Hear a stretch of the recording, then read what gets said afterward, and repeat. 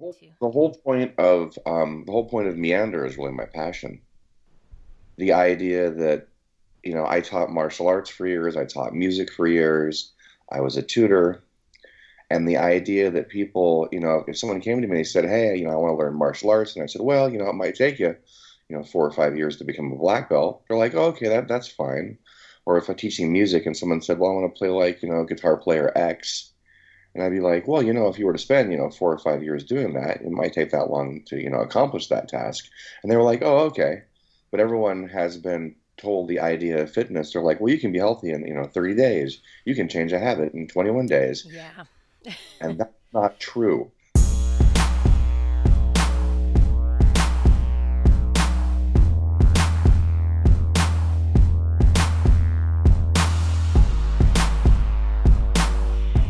Welcome, guys, to the Integrate Yourself podcast with Allison Pillow and Maya Gottlieb. We have an especially great guest today. I consider him great. He has been, his greatness comes from his willingness to share information with anyone and everyone who is interested in health, fitness, nutrition, life, anything that kind of will help them be better themselves. Private Facebook group is called Meandering to Greatness. He has I don't know, quite a few people that help him, but he also helps individualize each person's issues so they can come in with a question and, have multiple smart people or even just someone's opinion of what worked for them. So it's a great community that has helped a lot of people, especially with like Ray Peat's work. He's a Z Health master trainer, which he is basically taught probably everything that there's to be taught in that school of information. Which Z Health is a complete training system that puts you back in control of your own performance. So it's really like treating everyone kind of like an athlete and helping their nervous system work a little bit more accurately. Many of the things that I've learned slowly through this Z Health is that anyone and everyone gets to know a little bit more about their awareness of their body. So I'd like to introduce Zachariah Salazar. Welcome, Zachariah. How are you today? And what's been going on? I'm doing pretty good. Thanks for asking. How are you guys doing? Good. Great. Yeah, thanks. So one of my first questions is how did you get into Z Health? How did you want to become a master trainer? And what is it that you have really developed through all the years that you have been doing Z Health? Well, I was never an athlete. I wasn't very good at anything. I didn't move well. I later found out I had a lot of visual and vestibular problems that were never addressed. So growing up, I didn't have a good time with athletics. I didn't enjoy sports. I was definitely the kid I wasn't even picked last. I was just never picked. Um, but I still craved, the ability to do things. So I ended up getting into martial arts, which was fortunate because their system is very graded. It's broken down in a way where you can basically, accomplish what you can accomplish and move forward at your own space. And there's a lot of things in place to allow adjustments for individuals of various abilities. So that kind of progression worked really well for me. What really got my interest in pursuing health and initially heavily relying upon manual therapy was I had a shoulder injury while working a physical job as a teenager. And the person I was working for was concerned about my performance, but I was a poor kid and didn't have insurance. And they were like, "Well, cool. I mean, you just say you got hurt at work and then we can cover that for you." And I'm like, "Wow, that's great," because I never really would have investigated anything. Well, I turned out stumbling across someone that was basically a retired chiropractor and PT. And what he was doing is offering these really inexpensive sessions where if you just showed up and you could just walk in. So he's a guy that was in his 80s, and 2 or 3 days a week he would just do these brief sessions for $10. I'm like, awesome! I'm Wow. gonna go check this guy out. So what basically did is I went in and explained my situation to him, and he was this really comical, interesting old codger. And he just told me to lie down, and he told me he was going to press, on an area inside my armpit, and he was going to use that and see if he could relieve some pain. And I went, all right. And I asked him if it was going to hurt, and he said, "Well, don't be silly. Of course it's going to hurt." And he was right. And he took his thumb and he pressed it deep into my armpit against a bundle of nerves there. And he did that for about 90 seconds. And once he got done, I didn't have any pain in my shoulder and I was able to move my arm freely. And I'm like, well, what the heck is that? That was pretty exciting. So I was very interested in the idea of someone being able to touch you and alleviate pain. Mm. And I grew up in a very religious and spiritual household, both of those spread among many different people. But I didn't have very much of a positive opinion on anything that anyone would look as something that was very woo-woo or very mystic. So I was always trying to look for reasons why things occurred. Mm. And I was also trying to look for justifications for why something was given an explanation that didn't really seem to make sense scientifically.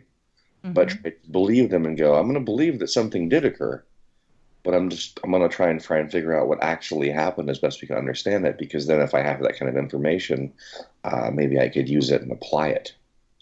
Wow. Yeah, so it's very that was kind of an interesting start for me.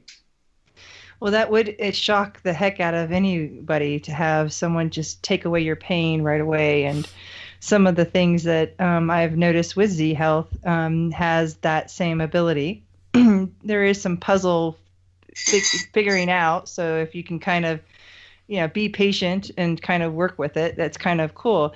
So this old geezer that you kind of worked with, or I take it he kind of continued working with you, and then how did you meet Dr. Cobb, or what kind of got you into that? Well, it's a really long, dull story, so I'll give you just a couple of parts that I thought were important.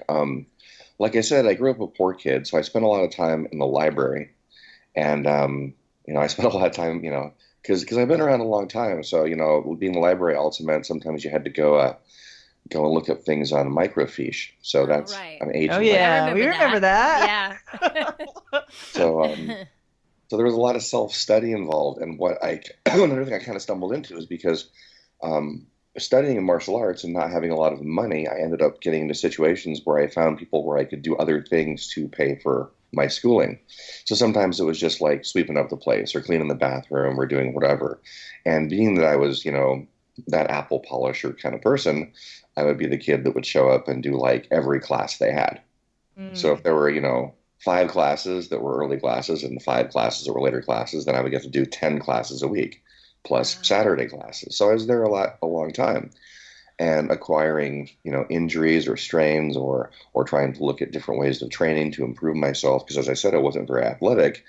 I ended up in circumstances with people asking me questions. And what I had found is occasionally I had answers for those questions, and occasionally those answers were correct.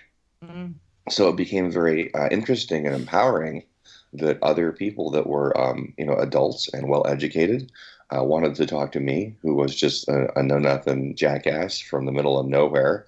And the information that I had actually helped people sometimes. And looking back, probably for none of the reasons I thought that it was helping them. Mm. But that was very motivating. And then in the course of, my little adventures, I stumbled into interesting people, massage therapists and other martial artists, and martial artists that had some sort of healing education in their background, nurses, chiropractors, numerous people that along the way helped me out. I had people that would give me textbooks they no longer used. I met a gentleman who served in the Vietnam War as a medic, and he became a paramedic. And he had begun his journey studying sports medicine. Mm-hmm. He wanted to help people, but he realized he could no longer deal with the trauma aspect. It was too difficult for him. Looking back, he definitely had some post-traumatic stress disorder that was going untreated. But he was a very caring, generous guy, and he was one of those very interested, kind of boisterous, nerdy, scientific people. So I was, I met him through a girlfriend at the time, and we were hanging out at this party, and we started talking about stuff, and he's like, "Oh, come here, check out my room." And he had all these crazy textbooks covering all these different subjects. And he said that, he was going to end up, moving somewhere else, and he had acquired different plans. So he asked me if I wanted all of the coursework he had. Oh, wow. So he gave me dozens of textbooks that he had been using in school. So that Wow. was kind of a start of me looking into what the sports medicine and physical therapy was and all of those things. And then that inspired me later on to look a little further into those things. And as I said, being a poor kid, I didn't really have any opportunities for schooling right away, but I found out there's this thing called the internet. You could go online and you could actually find out what textbooks were required for classes that students were paying for. So then, Smart. Smart. then I would Yeah. go to youth bookstores and I would find those books. And I also would hang out at college libraries quite a bit Mm. and bump into people. And then I was fortunate enough to meet some good people in hands-on therapies, massage therapy, and a couple of chiropractors that helped a lot. And I ended up spending a lot of time hanging out with them, working with them, going to weekend seminars, talking to people, just been really basically hanging around and glomming onto stuff and having interesting conversations with people. Oh, that's cool. So, is that called an autodidact when you can start teaching yourself anything kind of to a Yeah, point? I was told I was an autodidact early on, and I thought I was a kind of dinosaur, so I thought that was pretty cool. So, Never yeah, heard that term, actually. I think autodidact is a word I learned watching The Simpsons. So Yeah, Oh. right? a lot of my Yeah. education comes from cartoons. So That's a smart show, though. I mean, the writers are incredibly smart, so yeah, there's no there's many limit of ways what to you can learn. Yeah, speaking of smart, I think that's a really smart and creative way to go about your education. Many people don't think of it like that. They're like, well, if I can't, enroll in college curriculum, then I'm just not going to do it, instead of just thinking, well, the degree honestly doesn't mean whole lot. It's really how you integrate what you learn. So, from that, I guess that's kind of a little bit of a segue into like bringing you into where you are now and what led you to Z Health, as well as the theory that we talked about in the beginning, about the fitness industry and the nutrition industry, which I feel very much the same with you on that is, that people think that nutrition and fitness should happen instantaneously as opposed to other practices and disciplines that we go through that we know take years of study and practice. But for some reason, our industry, teaches people that it should happen within a month. So I don't know how you want to touch upon that. I guess I'd like to know also how you got into Z Health and what inspired you to go that route. Because Z Health is not really something that a lot of people know about, right? And it's a pretty cool program. So I was enrolled in a program that I had looked into for a while, and I talked to a couple of practitioners about, and it was a very expensive, complex program with lots of self-study and lots of textbooks to read, and all of that was very impressive to me because that was what I liked to learn, and making up for my lack of real education, I found that I could confuse people into thinking that I had some ability and authority if I used a lot of big words. So any opportunity to organize what I was trying to do towards a goal, I thought was a good idea. So I was in this program, and like I said, I've been accused of being teacher's pet and an apple polisher, and I'm fine with that. So I went around looking for people that had already finished the program that I was in and trying to find them and talk to them and go, okay, every time I've been in the learning scenario and someone says study X, really what they mean is maybe 5% or 20% of this is the important part, and the rest of it's just kind of background and it's nice to have visited, but might not be terribly important. So what I was trying to do is optimize my time because I was working with fitness people and martial arts and teaching music. And I mean, there was a span there for several years where pretty much my only day off was Christmas. And I'm not complaining. I just had this peculiar way of turning all of my hobbies into professions. So I'm grateful for it. It just makes for a very busy schedule. So I contacted one of these people and asked him about the program that he was in and what he had thought of it and what the areas of my focus should be. So when I showed up, I could definitely get the most for my time. And he said, yeah, that program's really great, but you should check out the Z Health stuff. And I'm like, oh, okay, that's cool. Yeah, Z Health Performance.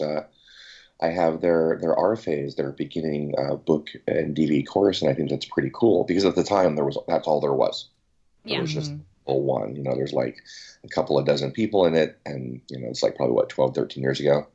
And it was just kind of very beginning. Dr. Cobb, I later found out, had just reorganized the data he was trying to teach into more of a condensed classroom setting, to where you had all the ability to do a lot of self-practice and a lot of study, and then going to the courses would be this sort of practical, hands-on explanation approach. So I already had that material and I've been practicing. I go, yeah, that's pretty cool. But what I'm really interested in is knowing about this other program. And he goes, yeah, that's great. So, just go to this conference. It doesn't sink in the first time, right? When someone tells you to go do something. No, okay, thanks. No, really, go. Seriously. And he's like, how long have you been in, fitness and health and all that? I go, well, most of my life. He goes, all right, check this out. So Dr. Cobb at Z Health has this thing where if you show up to his course, you can take the entire course, and if you don't think it works and you think it sucks, you can get all your money back. Whoa! What happened to that money back? Yeah, what happened to that money back guarantee? And I went, really? Yeah, he did. Yeah, he laid out this whole setup to where it was like, come check out our first course, go for the whole 6 days. Use it, apply it. If it doesn't make sense, if you don't think it works, then we'll just give you your money back, all of it. Wow. At the time, I went, well, that's a pretty ridiculous thing because no one does help or school or anything. But then I ended up looking on the website and I went, Z-Health is all about joint mobility, moving joints, joint circles, moving stuff. And I look at this program and it's like this, it's like this 6-day long program, and I'm going, well, how could there be that much stuff? So I was curious about that. Right. So then I called them directly, and actually got a live human being immediately on the phone, and I spoke to Kathy Mock for a while, and then I spoke to Dr. Cobb for a while, and I ended up speaking to them for about 90 minutes the first time. And that was impressive to me too, because they actually wanted to answer my questions, but also ask me a ton of questions and try and figure out what it really was I was trying to accomplish, not just, well, hey, it's really cool you want to come to our course, but I mean, why? What are you trying to get out of it? Yeah. That kind of a thing. And then I went to my first course because I was fortunate to have a friend who was living near one of the courses, so I could basically have a cheap place to stay, have access to a car, all the things that would make it more viable to go. And so I went to my first course, and I had this stack of information with this clipboard, about a 6-inch deep pile of stuff from other courses I'd taken, all this other research that I read. And about an hour into this course, I asked Dr. Cobb, I said, does this have anything to do with like gate control theory, like Wall and Melzack, 1965? And he looks at me and he pauses for a second. And he goes, yes, it does. And I went, that's sweet. And I picked up my little pile of papers and I walked over to the trash can and they threw them away and I sat back down. I knew I was in the right place. Well, because I took some classes when I was in school.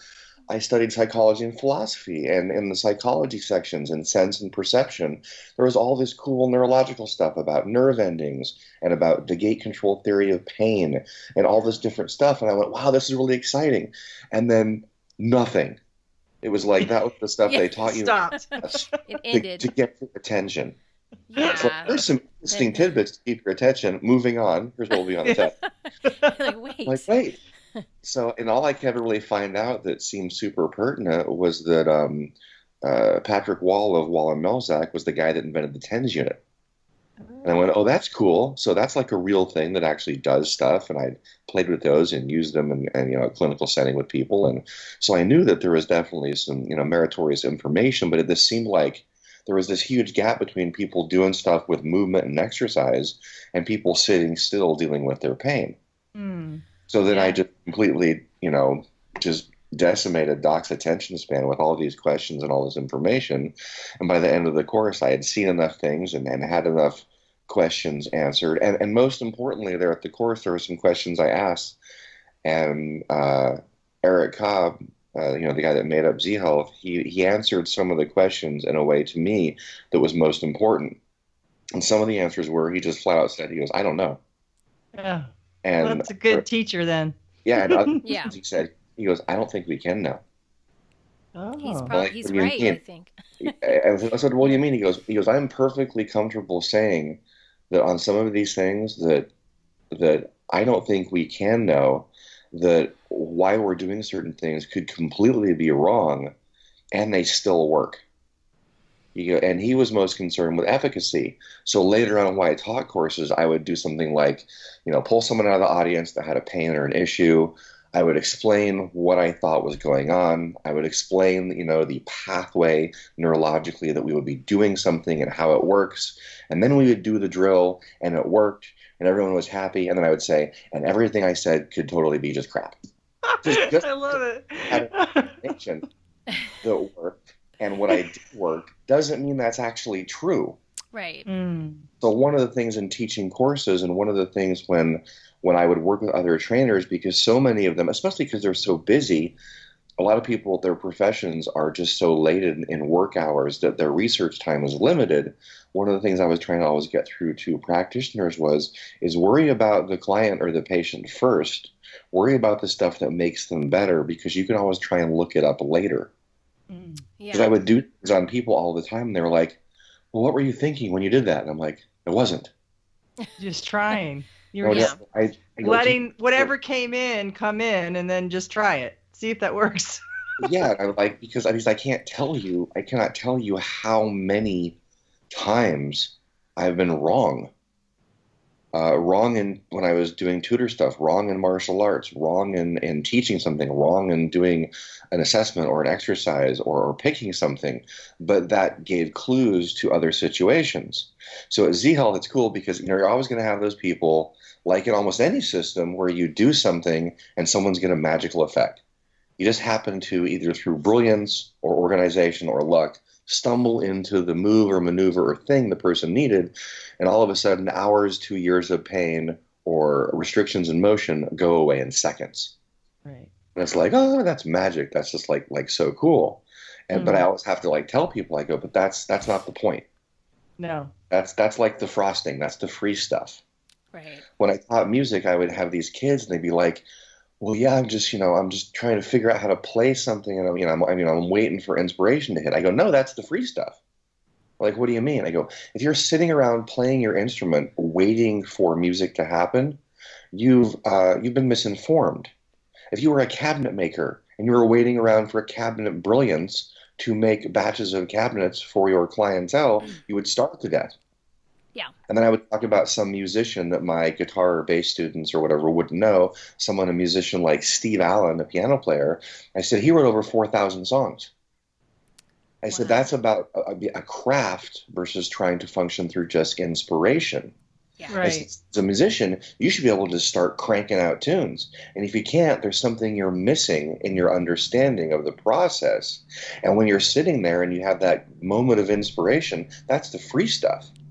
So I try and explain to class the definition of intuition that I like to use is that you come to a conclusion without fully being aware of the process. Whatever you've been previously informed by, at some point, you're not fully aware of everything that's going on to come to the conclusion. So when I tell people I wasn't really thinking, I was just doing to get a result. So in Z Health, you'll have people say like, well, I tried these drills and it didn't work. And then I'd be at class, and I remember doing one of the first time, I think we were in California teaching this huge class, and Dr. Cobb was there. He was sitting in the back of the class taking a break, and I was teaching this section. I went, okay, how many of you guys have done a Z drill and it didn't work? And of course, like almost everybody in the class raises their hand, including Dr. Cobb. And I said, you're all wrong. And they go, what? I go, you're all wrong. All the drills work. Well, like, what do you mean? I said, think of it this way. If you go to the doctor and he does the patella tendon tap, if he taps a little hammer on your knee jumps or it doesn't. Either way, the test worked. If I give you a drill and you don't get the result you expected, the drill worked. It just told you that drill or the way you performed it wasn't important to their nervous system. Yeah. All drills always work. Yeah, that's a great way to put it. It's great. And I think that's something that frees people up, because I was giving an example because someone was talking about how they're having difficulty choosing things. And I'm like, just choose things. And there's nothing you're going to do in the system that's going to hurt anybody, so just start doing stuff. And I talk about the situation where I worked with a trainer, and this gentleman has been doing health and fitness, seriously, no exaggeration, almost longer than my mom has been alive. And there's a huge background. He's one of those guys when you go into classes that like, this dude never gets help from anybody. Because he's like on it and he's smart and he knows what's going on. And he's one of those guys that shows up to a new system and he's the head of the class. And he's been doing hands-on work with people and doing martial arts and all this stuff. I mean, seriously, longer than my mom has been alive. And he came one day and he was like, yeah, I have this problem. You know, can I get a session with you? And in my head, I'm like, oh, me? Really? What? First of all, I was like excited and I felt like cool, like, wow, this dude wants my help and he's so awesome and he's so smart and he's one of those guys in classes that always has interesting explanations to answers. And then immediately I became terrified. What if I do it wrong? I look like such a dope and like, I don't know what to do. So I went to work with this guy and he's having a problem, but he goes, I don't think, you know, my glutes on the right side are firing because I'm really having a hard time squatting. And like I said, this dude's a pretty old guy and he's been active in athletics forever and he was always a solid mover and could always do stuff in class. And I remember muscle testing before and going, this guy's like strong as a bull. Right. He's got that wiry, you know, like, you know, carpenter guy, person who works with their hands kind of strength, right? Yeah. And sure enough, he goes to do a squat, can't at all. His gait is all goofy looking. And I'm like, this is peculiar. So then I try and, you know, muscle test him and go, yeah, sure enough, that muscle's, you know, weak. And I go, this is going to be awesome because I know how this works. And I'm going to move the appropriate joint and then his muscle's going to work and I'm going to look great and we're all going to be happy and sing praises. So of course, you're just setting up for failure right there. Yeah, so, and it doesn't work. And I'm like, that's peculiar. And I do some other stuff and it doesn't work. And then I basically, you know, looking at Z has one of these theories where basically it talks about sometimes if a joint is jammed or stuck, that lack of information can impede motion. So I basically hold this joint open that I think is the one that's having the problem. And then the muscle works. Then the muscle gets stronger. I'm like, well, that's weird. So then I think about, okay, what's the joint on the opposite side of that joint? Maybe there's something that's preventing it from being held open. And that muscle tests weak too. And then one of my friends walks in and he comes from a system and he has this huge background in orthopedic testing and muscle testing. I'm like, hey, come here. Can you come over here and test this guy and do orthopedic tests while I do stuff so this gets faster? So we start testing stuff and we go like from his big toe, ankle, knee, hip, pelvis, spine, visceral testing. We do all this stuff and Dr. Cobb, you know, kind of wanders by and goes, what are you guys doing? Cool. Let me know how that goes. So we end up going through his entire body and we come down to the joint on his left hand where it's basically the metacarpal joins the carpal, so the long bone of the hand where it joins the wrist, and it feels kind of sticky. So I feel the rest of the joints in his hand and I feel his other hand to compare and I go, yeah, that feels like sticky and weird. And I'm like, okay, in Z Health we have these weird little, you know, wrist figure 8 patterns that are supposed to mobilize that joint. And I'm like, do you do that drill? He goes, yeah. And I believe him because I've seen him practice. He's very diligent. He's a martial arts guy and he treats mobility and strength and all this work like an art. And I'm like, well, maybe you're just not doing it well enough that it's working. Mm-hmm. So I had him hold the joint drill in the position that would open that jammed joint on his hand. And then the gentleman muscle tested him and boom, it got really strong. I'm like, cool, do a couple of these drills and really emphasize moving that joint. And then the muscle was strong and he didn't have to hold it open. And he jumped up and he squatted and he took a walk and everything was pain-free. And then we all like laughed like we were so smart and high-fived. And I said, now tell me, what have you been doing? Because we tried to figure it out because I always make the joke, you know, the mysteries in the history. Mm-hmm. Right. I go, have you been doing anything different with your hands, with your wrist? Have you fallen? Is anything? And he goes, so I started doing a lot of Makiwara practice, and in traditional martial arts, they do this thing where you take like basically a 4x4, wrap it in some leather, and you punch it. Nice. I go, that might be it. I'm going to make it, being fully aware that it could be something else, but I'm going to say Occam's razor, probably punching stuff is why you jammed up your hand. Yeah. But the Yeah. whole idea, and Doc was like, you should really tell that story because we kept track and we did 60 tests in that hour. Wow. And the point was, and I always try and tell this to the people coming in, regardless of their profession, is you look at stuff, I don't care what it is, and I don't even care what you think it is. All I care is remember all of the protocols you have.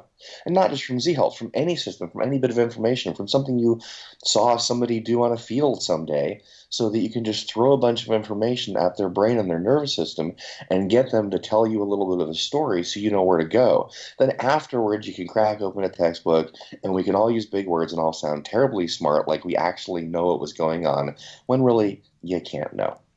That's so true. Yeah, I do notice when talking to clients and you kind of get a partial history, and then all of a sudden you're in mid of the session and, oh, by the way, but that was so many years ago. I don't think that even affected me. Or, I forgot to tell you that I had that surgery. Oh, yeah, that was pretty bad. Or that was, the trauma that I had when I was a kid. Things just start popping through. And it's funny because no association is really there for most people. They really find that, they can separate certain things. Like, this is happening to me now. There's no real reason to remember that these other things could be affected you too. So I love the story because it definitely resonates a lot with myself and some other people who, work with one-on-ones. Well, I worked with this gentleman who was a UFC champion, and I was trying to get across to him the idea of, you have the same body you've had your whole life. And it's a walking collection of your experiences. So I'm working on him, and he has some back pain. And this guy's crazy athletic. I mean, he has muscles that I don't even own, I think. We don't even look like the same species when we're standing next to each other. And he was talking, I keep talking about him like, so surgery, injuries, anything that's happened to you ever since birth. It's like, no, we just let you nothing. I go, you never hurt your abs or this inguinal. You never had a problem with, you never had like a hernia surgery? He goes, oh, yeah, I had a hernia surgery. And I said, what part of since birth does not understand? He goes, oh, well, this happened when I was 1. Oh, wow. And I look at him and go, okay, yeah, so that would be since birth. And I start messing with the hernia scar, and lo and behold, he feels some pain in his low back. So after 90 minutes of investigation and going through all this paperwork and going through all the data he brought me from a motorcycle accident he'd had and previous bone breaks and all this, 10 minutes of messing with this guy's, hernia scar, and boom, the pain was gone. And his trainer that was holding pads for him while he was, doing these kicks was amazed at suddenly how powerful he was. And the trainer's biggest complaint was, we're 3 weeks out from a fight, and now I have to change how he's training. I've been avoiding all these tools, and now he can do them again. Oh, wow. So they all got mad at me. And I have a whole collection of stories of working with professional athletes where I did something I thought was good. I was doing the thing they told me to, and people got mad at me for it.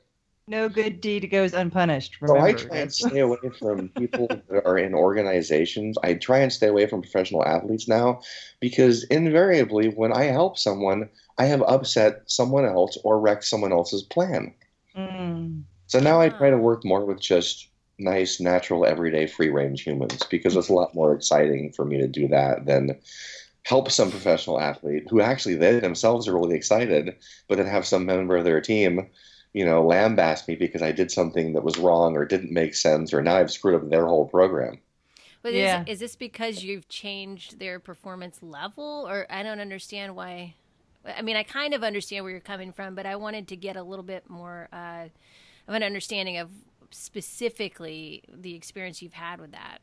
Well, maybe you can explain it to me because that's what I thought. I thought making people better was the job. So I would have an athlete referred to me by someone that worked with them or had ran into them and said, oh, I know someone that dealt with a problem like this in situation X. Maybe you should talk to them. And this goes all the way up to like working with some MVPs in national sports.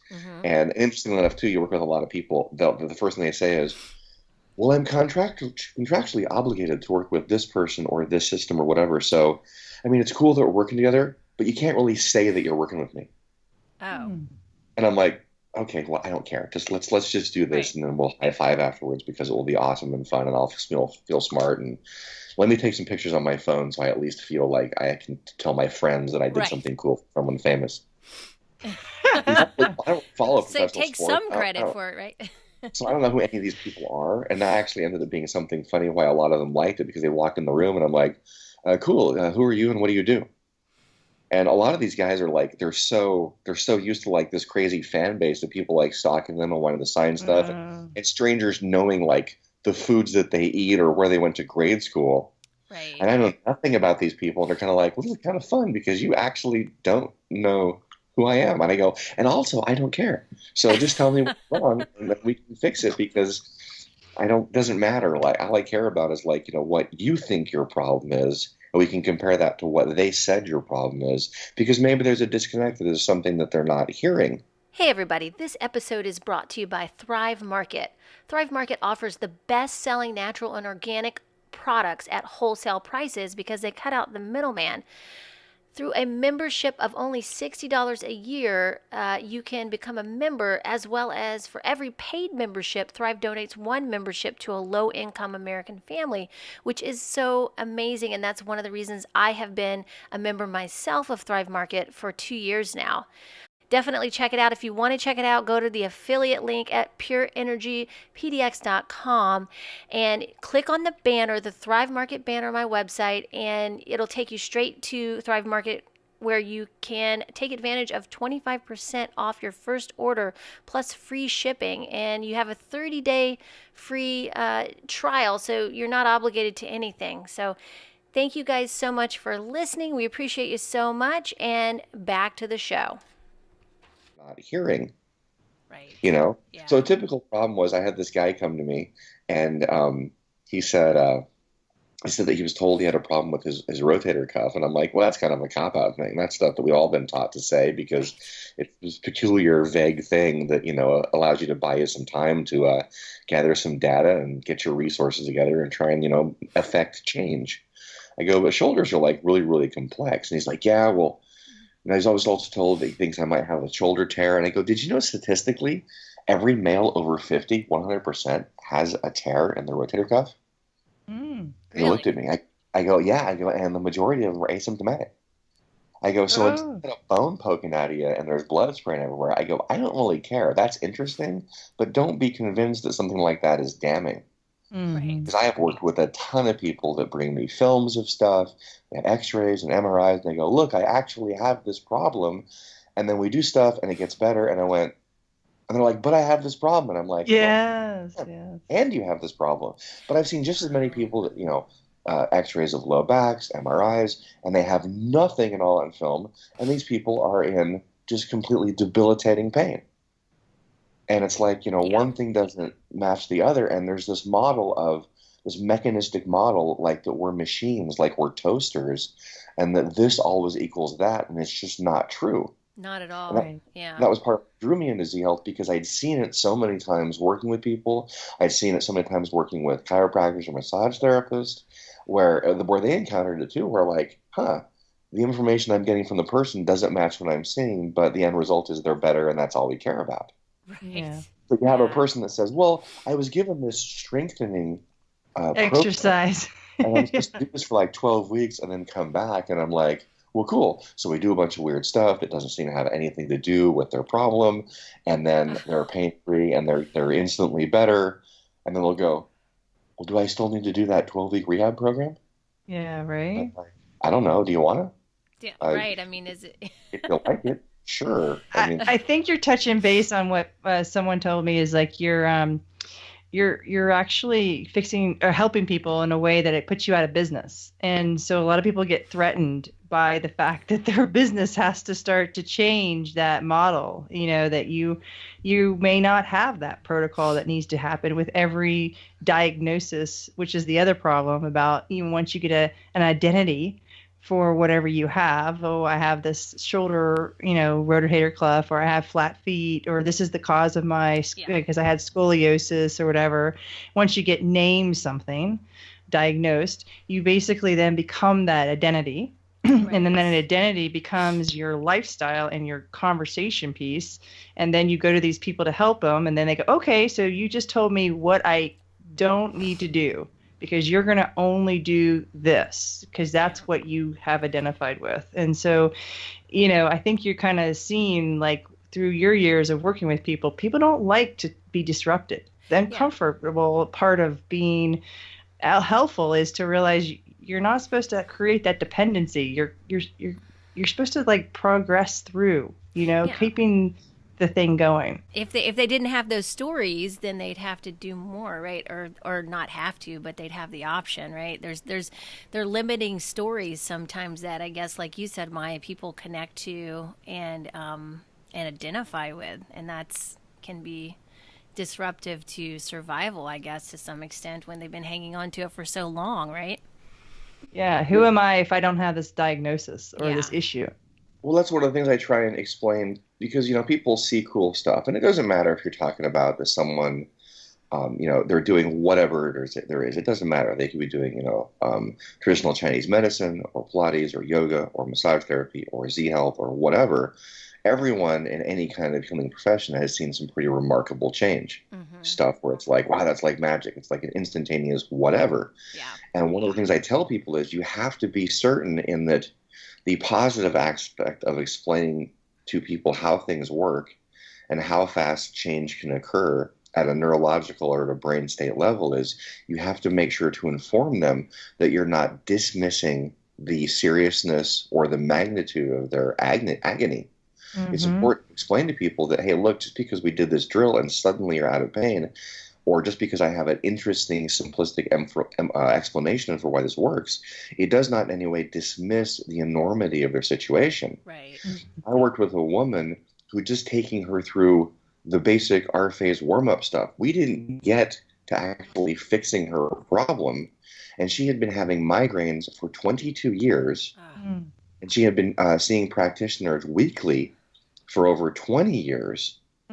And just teaching her the basic stuff to do for her own practice, because she wanted to see it. She's hoping to use it in her own practice with working with people. She was in her 50s, and she worked with a lot of older citizens. And what she was trying to do is have a more complete way to work with people and warm them up and kind of get started. She had seen some of the Z-Health drills and wanted to learn that. I didn't even know she had a problem with migraines. She didn't even tell me. Right. She was coming to me as a fitness person who had an interesting collection of populations, and she, like me, was also a kettlebell lifter, so she was already really fit, but she just kind of resolved herself to not ever being able to fix that problem.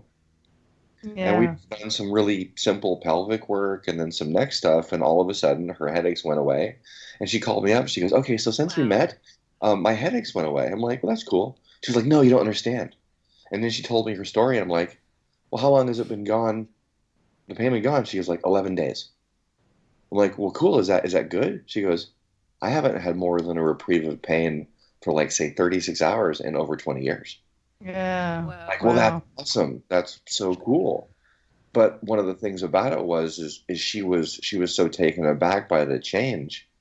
And at that moment, I really learned that it was important because part of the education about dealing with people in pain and injury or overcoming whatever problem they have, or chronic fatigue or fibromyalgia or issues with metabolism, hypothyroid problems, is that telling people that they may just have not encountered a method or solution to their problem, and their problem might be simplistic, in no way decreases the enormity of the anguish they've been experiencing. You have to make sure to go, hey, I completely believe you that this is awful and it's bothering you forever, and the pain that you're experiencing is completely genuine. However, sometimes there are easier or quick fixes, and if that's the case, you have to understand I'm not dismissing your experience. Yeah, that's a really great point. That's an honoring of your beingness. Like, you've had to suffer, and we've all had to suffer, and we all have an opportunity to have compassion and empathy.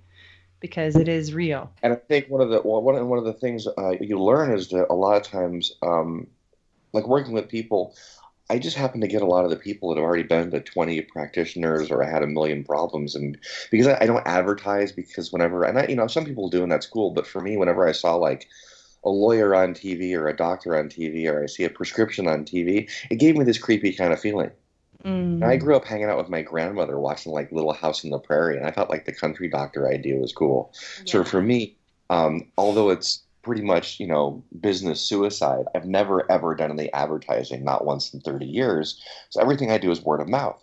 So because of that, I always get these people that have been through, well, I went to a shaman, and then I went to, and then I saw this witch, and then I saw this kid, that had like this can opener, and I've been to all these people.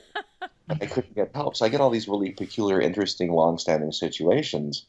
And one of the things I explain to people in my initial intake is the idea that I don't want you to think of yourself as a pain case. I want you to understand the word disease as a dis-ease, not necessarily pathology. I want you to understand that the systems that are getting your attention, it's best to think of saying that you're not this chronically ill person. You're just having an overly strong survival response. That in nature, the act of survival, living in the enriched environment of toiling for every scrap of food, shelter, and companionship would provide so much sensory information that you'll be much better at overcoming some of these issues. But in the modern world, where you're sort of bereft of the kind of sensory data input that you would have, you're just kind of at odds with your brain's natural ways of getting your attention and providing protective stimulus for you. So if you think of it, really what you're having is an overly strong survival response. You don't have a chronic disease problem. Right. Which is why the nervous system is so important to address. We're running close to an hour, and I wanted to kind of get a couple things in before, and I don't know, Allison, if you had some questions that you wanted to talk about. I don't know if we want to talk about, Zachariah, your nutrition perspective and how you tie that in too.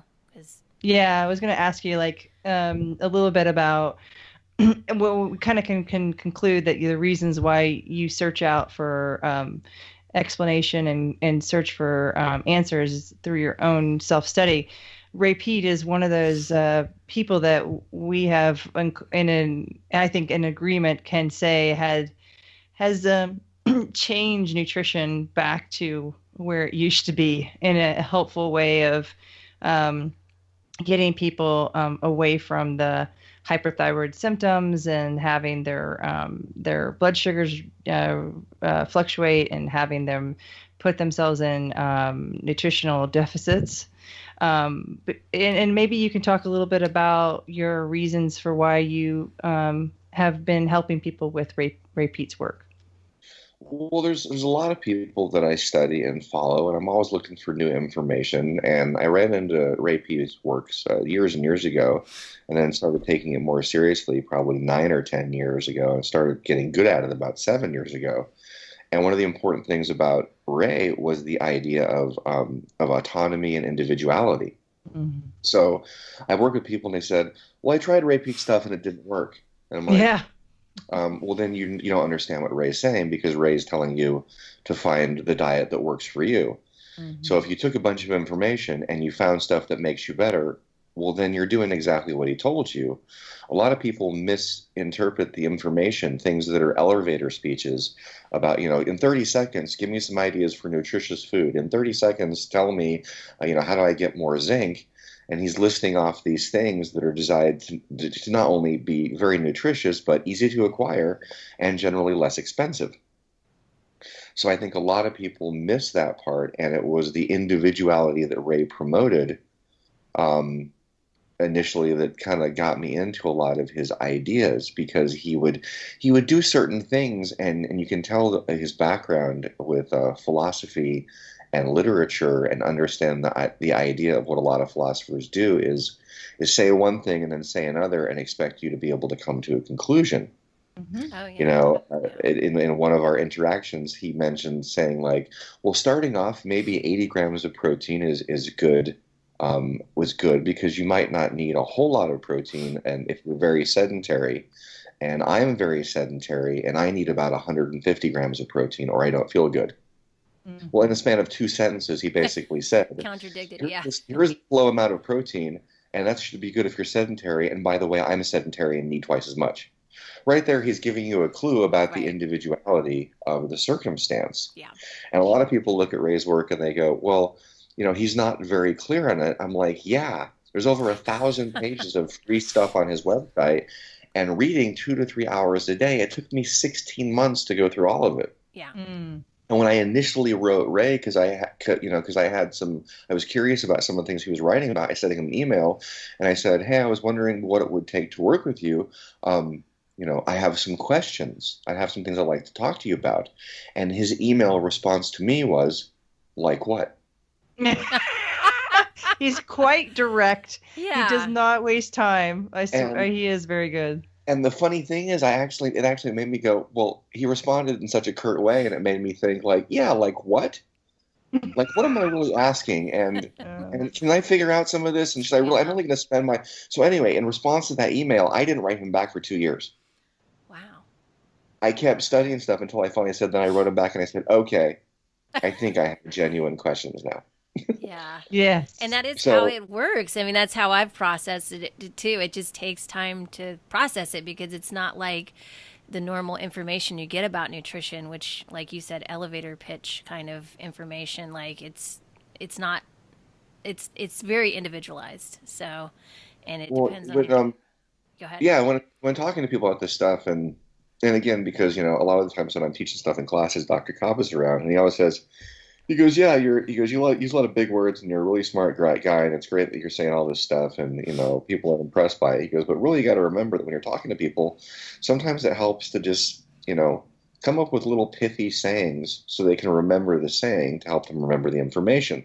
Mm-hmm. So one of the things I say to people in classes, and I try and get people to write down, is the idea as the diet you start with is not the diet you end with.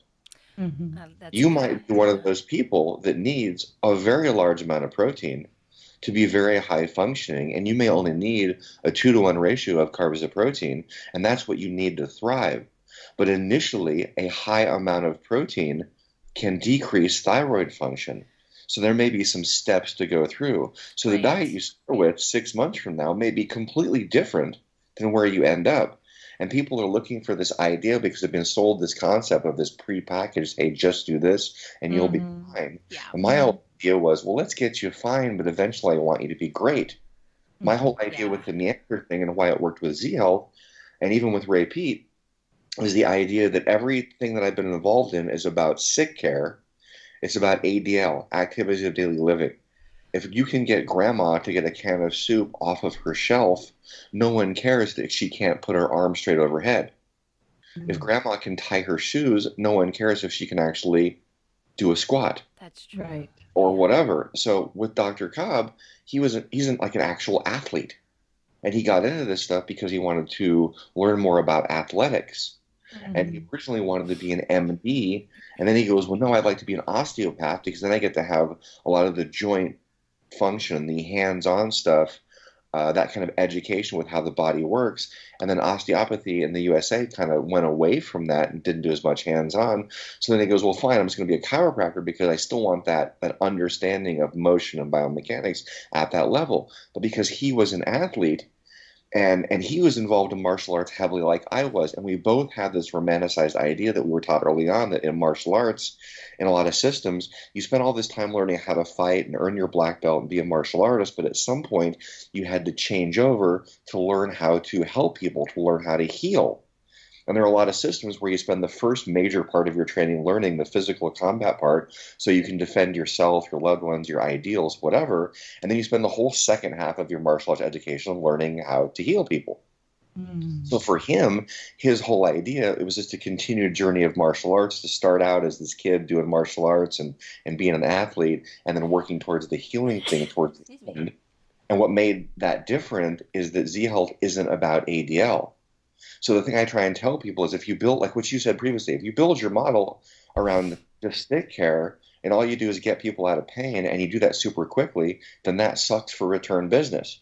Yeah. Mm-hmm. Never wanted to have that kind of business anyway. I wanted to get people to go as, yeah, I want you to come see me forever, but I want you to come see me forever to do cool stuff. Yeah, to have fun and play and And, explore. Yeah. and that was the point of Meander, was that people, when I taught martial arts, people were totally fine if I said, well, hey, it's going to take you 5 years to become a black belt. They were cool with that. When I taught music, and I said, well, it's going to take you 5 years of practice to be able to play like this musician you'd like to imitate. They were fine with that. Yeah. But when it came to health or fitness or their potential for strength or flexibility or movement, they wanted to be great in 30 days, or they wanted to change a habit in 21 days. They wanted to transform themselves in 90 days.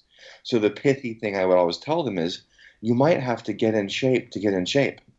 Yes. Five iterations of that to see where you are. Because so many people in the fitness industry were athletes already. They had 8 or 10 years of skilled movement. So then when they picked up the dumbbell and started doing bodybuilding stuff, when they started doing fitness stuff, it was so easy for them. Yeah. They had a session with a trainer where I asked him if he'd ever worked on the splits, and he hadn't. I said, cool. So I put him in a front split, got him between 2 chairs, put him in the situation, and he's an athletic guy, and he was like really uncomfortable. He was very tentative about how he felt. I go, cool. Now let's throw this 50-pound weight vest on you. Oh God. And he was like, Doing a split? Oh, no. That would be painful. and he's like, yeah. And I said, no pain. I go, you're going to hold yourself up with the chairs. You're going to be in a safe circumstance. But I put him this significant load for a couple of minutes. Then we took the vest off and came back to the split, and he goes, Yeah. well, that's not so bad. I said, now think about this for a second. You're an athletic guy, and you were just in a split, and you were scared. You were really concerned about this body position. But then we put a weight vest on you and kind of tricked your brain, and now you're pretty okay with it. Yeah. There are people you're going to meet where a push-up or a deep knee bend is that terrifying. Yeah. Yes. That's the communicative part that we're missing in person education, and you may have to get them where stuff that athletes take for granted, and that's why they can't be great movers, because they have so many steps to go through to where they have this comfortable awareness. And really, it's not that they can't be great movers, it's that whoever was trying to teach them either didn't have the awareness or was just a jackass and tried to torture them into fitness because that's what they did. Yeah. And they didn't have a way to recognize or to get that person from I can't do anything to I want to be a great mover. So I made this smart-ass remark to someone in a forum years ago, and the punchline I said after, hey, you may need to just take it easier and have a longer timeline, was the final thing I said to him was meander towards greatness. So someone had contacted me years ago on Facebook, and they were asking me about stuff, and I described a long, slow progression to accomplish something they thought was difficult. And they said, oh, you should meander towards greatness. And I went, hey, that's funny. Where'd you get that? And he's like, you said it to someone on a forum years ago. So when I started organizing the idea of a system of health, of getting out of pain and illness, of which movement and exercise and visual skills and vestibular inner ear training and nutrition and all of that was part of the progress from I can't do stuff to I want to be able to come out of the other end of this doing things I never thought I could do. I decided to name it Meander Towards Greatness simply because that was said back to me because it had made an impact. And it's also a little bit, I'm being kind of snarky with people because everybody is like so hardcore. So it fits my personality that I want to just like help people, but also annoy people that take themselves too seriously. I love that, though. I love that because that is a part of the process, is not taking yourself so seriously. You have to let go of that a little bit, right? And so you can play and explore.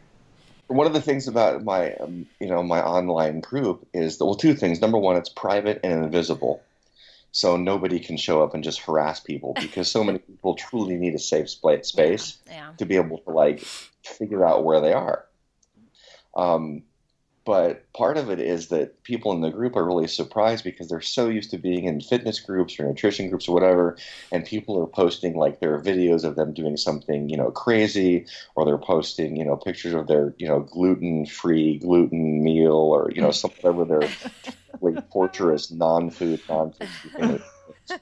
In my group, we had people going, oh my God, I screwed up so horribly. And they're posting pictures of like tacos and beer or cupcakes, or and people post all of their calamities in food and fitness as much as they post their successes, and everyone in my group cheers.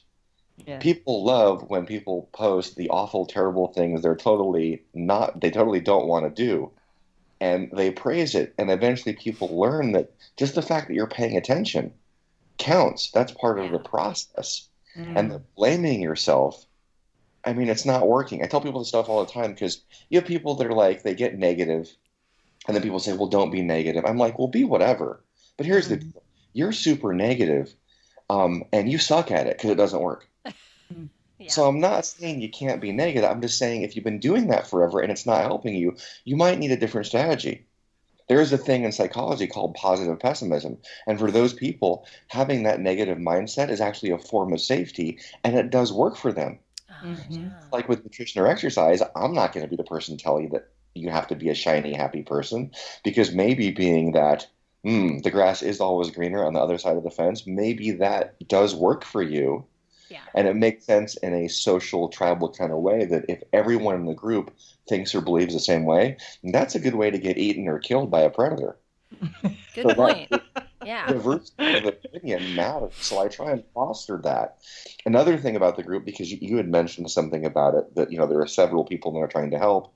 When people come into the group, and especially other trainers, I always tell people that in my group, when someone asks a question, I always try and let other people or other trainers answer the questions first, because I'm trying to stay away from the guru thing. When someone wants to post a recipe or an exercise, I always ask other people to do it first, because it's very easy to get caught up in here's this one person that has the answer. Yeah. And learning from group exercise and learning from teaching martial arts, when you have people that aren't done with their journey for pain relief or fitness or health, if that person can help out someone else and they give information that they learned in their process and they actually help someone, that's super empowering to them. So I try and foster this attitude of everyone has the autonomy and the authority to comment and answer other people's questions, and everyone has the safety that you can be wrong, and all we're going to do is make fun of you, because we're probably going to make fun of you even because you're right, because that's how the group is. We try. You definitely said the right word. There's snarkiness in this group, dry humor, and you have to be fast on the ball if you want to answer a question quickly, because there's some guys out there that are constantly on the forum answering and giving their best. But it is a fun group to be around, especially a lot of little memes and little bit of funny little jokes and stuff that come up. So it's a great group. Well, there's so many things in other groups that I see, because I am in other groups and I lurk in some groups, and I actually have a couple of different Facebook accounts so I can be in groups and hang out, and people don't know that it's me. Oh, I've already found that if I'm in a group, suddenly people start behaving differently, and I'm like, don't do that. I want to know what's really going on. They're so serious, and everything is about blaming. And I've seen a groups where someone posted a video crying because they had a cupcake at their kid's birthday, and I'm like, that's insane. Yeah. I mean, you ate the worst food possible. Post pictures, man. We'll just revel in it. Yeah. And do better next time, because life isn't about that. No. Yeah. I've known so many people that have died. I have been in situations where I was seconds from death myself. And the last thing I want to do is, my last message on Facebook was how I felt awful because I had a chicken wing, or I ate some Smarties out of my kid's Halloween candy. What the hell is wrong with people? Yeah, it's true. I have one quick ad is, a lot of people will have so many regrets of, I'm supposed to be this willpower of person. I'm supposed to create these moments of I can control my mind and keep myself from sabotaging myself. And all that can work to a point, but the stress and the shame and all that, you're going to do something to screw it up. So go ahead and screw it up. Be okay with the screw up, because the screw up is part of the learning, part of the process, and part of who you are. It's such a hard concept for people to understand, that it's okay. You want to screw up. Please fail. Please fail. Yeah. Can I comment a couple of things about that? Only if you agree. I do. Because first and foremost, as a person who spent an enormous amount of time practicing music and practicing martial arts, I can tell people that flat out, I think the concepts as they're used in any kind of education, training, recovery, the concepts of discipline and willpower are just garbage. Yeah. Everyone has plenty of willpower and discipline. And in the classroom, here's some of the jokes I make. I said, when was the last time that you got ready for work and then you got to work and you went, I forgot to wear pants again. I showed up at work and I'm totally naked. When was the last time that you went to the bathroom and went, you know what? I forgot to use toilet paper. Mm-hmm. Never. No. People have a list of stuff they do endlessly without fail. It's not about discipline or willpower. They have discipline or willpower. I tell people that every step along the way is just data. And I want you to do what you do, and you're going to fail wonderfully. And every one of those is just a data point to look at to figure out what your next step is. And one of the analogies I make is in weightlifting, in Olympic-style weightlifting, you have to miss. You have to fail. If you don't, you're never going to get as good as you can. When I was a teenager and I was practicing stuff, and I was being very tentative about my performance, and one of the other instructors came up to me and said, he goes, hey, have you heard of Muhammad Ali? And I'm like, yeah, of course I've heard of Muhammad Ali. And he goes, well, he's really good, right? I'm like, yeah. I'm like, he's probably better than you are. Yes, he's a million times better than I am. He said, you know Muhammad Ali got hit, right? I'm like, yeah. He goes, no, really, Muhammad Ali gets hit. I'm like, yeah. He goes, you're going to get hit. Don't worry about it so much. Mm-hmm. And I realized, oh, yeah, if you're going to do this thing, you're going to have to get hit. If you're going to lift, you're going to do misses. If you're going to dance, you're going to stumble. And that's the fastest way. So in my weird journeys of studying stuff, I learned a lot about theorist versus incrementalist, and the idea of incrementalism of as long as you have a model that you can break and breaking it doesn't destroy it, it's one of the fastest, easiest ways to learn. So the idea is if you just go, you act as if, and then every time you encounter something, that gives you data for the next step. Yes. I ask people all the time, I'll send them a little thing, I'll send them like a calculus problem or whatever. I go, here, solve this. And they're like, I can't do that. I'm like, do you feel bad about it? Well, no. I'm like, cool. Are you a therapist? Well, no. I said, is your specialty training or nutrition? Are you a dietitian? No. Then why are you so hard on yourself about not being able to accomplish this stuff? What gives you the right to think you should be able to bury yourself in self-abuse because you can't figure out how to eat properly or exercise properly when it's not your professional job? That's absurd. I had a woman that came to me, and she was perpetually late for her first 6 sessions over 2 weeks. And she showed up, and she just immediately jumped in this whole litany of excuses and problems. And I'm like, whoa. I said, so answer a couple of questions for me. I said, so did anything that prevented you from getting here on time, did anything that happened, was that completely just out of the norm and unaccountable, and there's nothing you could have done about it? She said, yes. I go, cool. So that stuff's not a problem. She's like, oh, I go, so let that go. Okay, cool. Was there anything that happened to you that now, next time, you have some information so that you can be better prepared? She's like, yeah. I go, cool. So now that changes your future plans and you have better options to prevent that next time. She's like, yeah. I go, cool. So what 2 things don't fit in those categories?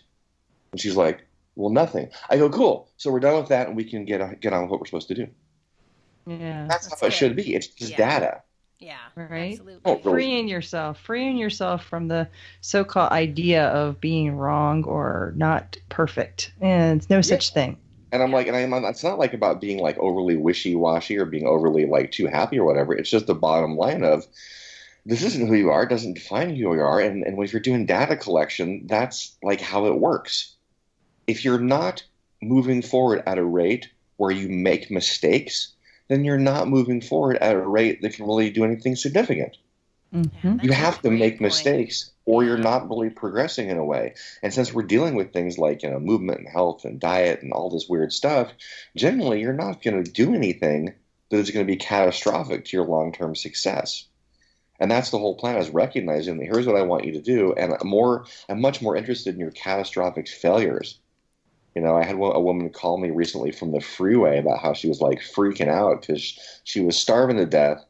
She was 90 minutes from home, and it'd be another 90 minutes to be able to get to dinner, and she was already hungry, and she's on the freeway in a traffic jam. I'm like, well, what do you want to do? She's like, damn it, I'm hungry. I go, what do you want to eat? And she's like, well, I don't have anything healthy with me. I go, I don't want to hear your life story. What do you want to eat? Yeah. And she goes, I want a Twix bar. I go, well, then go eat a Twix bar. Yeah. She goes, but I'm doing really good on my diet. I go, do you really think that you're so fragile that you're going to go have a candy bar and that's going to cause a tremendous error? Yeah. I go, if you're so concerned, figure out how many calories are in a Twix bar and eat that many calories less of broccoli when you sit down to dinner. Right. You go, you're caring about the wrong stuff. Mm-hmm. I go, if you think anyone out there in this world where having a candy bar is going to break your success, you've been sorely misled about how human physiology works. I met a dude in his 90s whose primary source of nutrition was bacon. Yeah. But if I looked at That's this not guy's bad. diet, it would have been I'd take bacon. Allison likes her bacon. Yeah. I've met so many people that were supposedly healthy, and looking at their diet, I'm like, I don't even know how you're still here. Yeah. Like in terms of nutrition, you're like Yeah. right up there with like air ferns. Yeah. Right. But that's the whole thing is human beings are incredibly resilient, That's true. but we get convinced that we're not, sometimes by marketers, but also we're just not given the opportunity to go, hey, you know what? Sometimes stuff is going to happen, and that's part of having a healthy immune system. That's part of being alive. Right. Yeah. I tell people all the time that having pain doesn't mean that you're bad, because if you've ever met a person, and I have, that can't feel pain, Yeah. you would trade places with them. It is a terrible existence to not experience pain, because every little thing, you don't realize how many things in life that you can bump into and cut yourself with, and they just find themselves like, they look down at their feet and suddenly they're covered in blood and they don't know what happened. People that can't feel pain don't generally live long lives. So pain, like hunger, all of these things are just tools to provide us information so we can have a safe existence. They're not things that are punishments. Right. What we try and do is organize data in a way that allows people to move forward and live their lives and go, hey, this is just stuff and all of it can make me better. Yeah, I mean, pain is actually your friend in some ways. It's a signaling from your body that's saying, hey, I need something here. It's not to bastardize it or put it into this, how dare you get in, create this limitation for me, but it's a helpful tool to say you got extra information. The information is needed and you aren't paying attention, and now you've got to pay attention. Yeah, And- I can relate to that because I've had back issues in the past from being a gymnast and been on the, had back spasms, been on the, and not been able to move and be like, oh my God, I'm a fitness professional and I can't move right now. I can't walk, it's terrifying. But, and the first time that happened, I was just, I was so scared. But then you realize that, okay, this is just, this is an indication that I'm out of alignment, that something is deeper that's going on, in a combination of things for me personally. But once I got out of that scary mode or survival mode part of it, then I was like, oh, okay, this is something I can work with. I have the tools. I know what to do. I can, overcome that in a way and be confident that I'm going to be all right, So Yeah, I mean, pain is an indication that you're not brain dead. It's an indication that you're alive. Right. Yeah. That you're interacting with your environment and you're aware of it. It's a fantastic tool to not die. Yeah, it is actually. Yeah. Yeah. Yeah. So, well, thank you. So thank you, Zachariah. This has been a wonderful conversation, as I knew it would be. You really do embody that full integration that we really harness a lot in our name and of our podcast, but also in life and how we've all tried to take information and see how it works for us. And I really appreciate all the things you've done, and the group is an amazing group. People can reach you at your email, Zachariah. Zalzavar, gmail.com. Is that correct? Yeah, Zachariah Salazar at gmail.com. But also what I did, because as I mentioned before, the Meander Toward Greatness page is both hidden, is hidden and visible. It's secret so that we don't have any people like showing up and like, picking on people. So because of this podcast, I just put together, I opened another Facebook group that will be visible to everyone just because of this podcast. And it's called Meander 101. And several of the people, both trainers and just, clients, not professionals in any way, have volunteered to show up in the group just so that people have questions about Meander or what goes on. They can show up there and ask questions. So that's called Meander 101. So if people don't want to talk to me directly, or they're nervous about it, or they just want to show up and talk to some people that participate, I kind of made that so as an entryway so people can just, see what's going on. Awesome. Well, that's a perfect idea. Thank you for establishing that. Hopefully, people will take advantage of a wealth of information from a lot of different people. We appreciate you. Yeah, oh, well, thank you. I hope they do. Yeah, that was really, really wonderful. And thanks for sharing all that awesome information. Maybe we can convince you to come back at some point. Oh, I'll come back whenever you want, just as long as I'm not wasting your time. Oh no, not at all. You realize this is the first podcast I've ever done, and I've been asked about 50 times. Oh, you have? Oh, wow. Really? Well, we're honored. Thank you. Yeah. I like the message you guys have, and I'm already familiar with what you do. And it's not that a lot of other people I wasn't. I just wasn't sure about, what I want to talk about, where it would be like, meritorious to the conversation. Because, I can ramble on about nonsense forever. Yeah. But well, that's what we like.